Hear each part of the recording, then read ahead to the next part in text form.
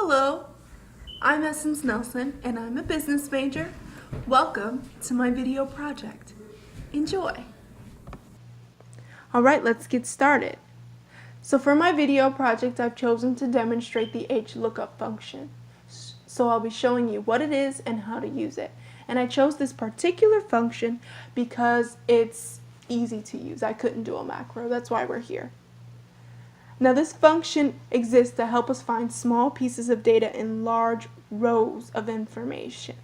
And it has three main parts to it: the lookup value, the table array, and the row index number. The first and probably the most important is going to be your lookup value. And in this case, it's going to be zip codes. Our zip codes are going to help us find our county, area code, and latitude. So we'll start by putting the HLOOKUP function in for county right now. And notice that for our lookup value, it's B3 and not a particular zip code. That's very important for later, so pay attention. Alright, the next thing we're going to put in is our table array. Now our table array is basically just the entire data set. And here I type it in because it's way too much, but I'm going to show you how much it really is. And you can see that all of this data, all of this, we would have to manually search for, and that's way too much. So that's why we're just going to type it in, and that's why we have the function to begin with. The next thing we're going to put in is our row index number, and in this case it's going to be 6 because it's the 6th row in our data set. And the next thing we're going to put in is false because we want an exact match. Anytime you do something, you really want an exact match. And we find out that our county is Clayton County for this zip code.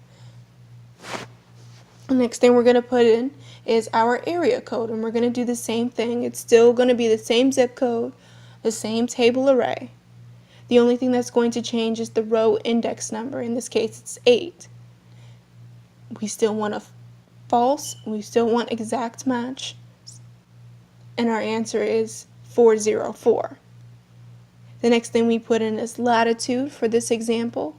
Like I said, the same lookup value, the same table array, and our row index number is going to change to 9 because that's the row that has latitude in it.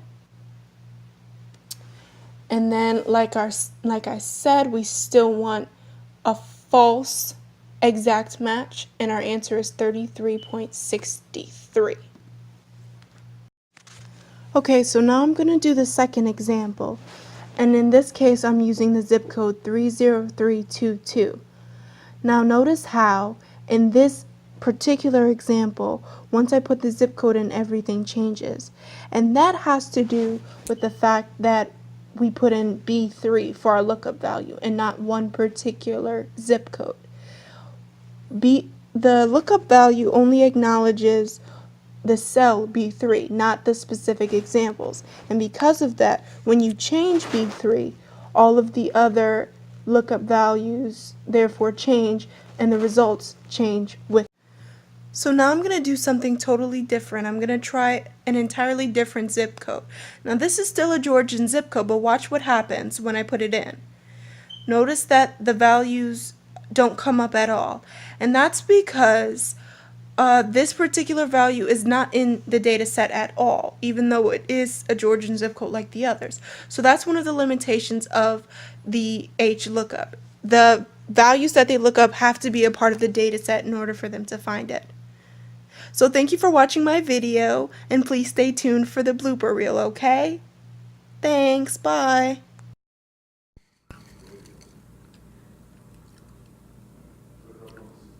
Follow these steps.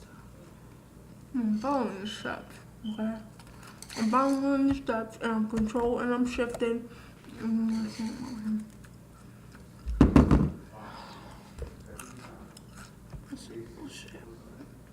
Let's do some right now.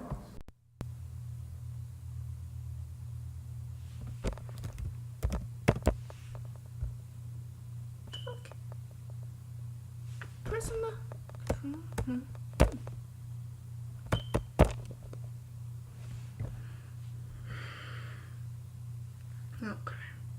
Okay. Look.